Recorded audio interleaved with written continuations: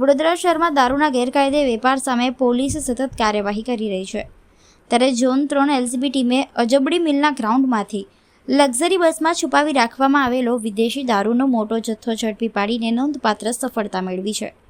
પોલીસે દારૂ અને બસ સહિત લાખો રૂપિયાનો મુદ્દામાલ કબજે કર્યો છે.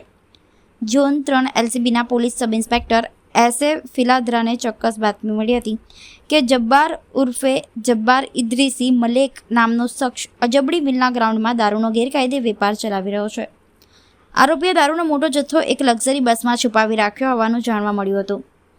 બાતમીના આધારે એલસીબી ઝોન 3 અને પાણીગેટ પોલીસ સ્ટેશનની ટીમે સંયુક્ત ઓપરેશન હાથ ધરી અજબડી મિલના ગ્રાઉન્ડમાં દરોડો પાડ્યો હતો.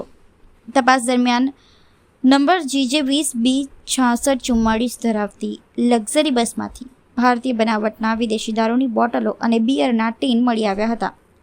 પોલીસ તપાસમાં કુલ 562 નંગ દારૂ અને બિયરનો જથ્થો મળી આવ્યો હતો.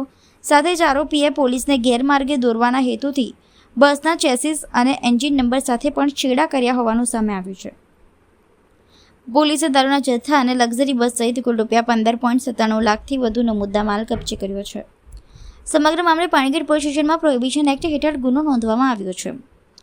જોકે મુખ્ય આરોપી જબ્બાર ઉર્ફે જબ્બાર ઇદ્રીસી મલેક હાલ પોલીસ પકડથી દૂર છે. આરોપીને ઝડપી પાડવા માટે પોલીસે વિવિધ ટીમો કાર્યરત કરી છે. સાથે જ આ ગેરકાયદે દારૂનો જથ્થો ક્યાંથી લાવવામાં આવ્યો હતો અને આ સમગ્ર રેકેટમાં અન્ય કોણ સંડોવાયેલું છે તે દિશામાં પણ તપાસ શરૂ કરવામાં આવી છે.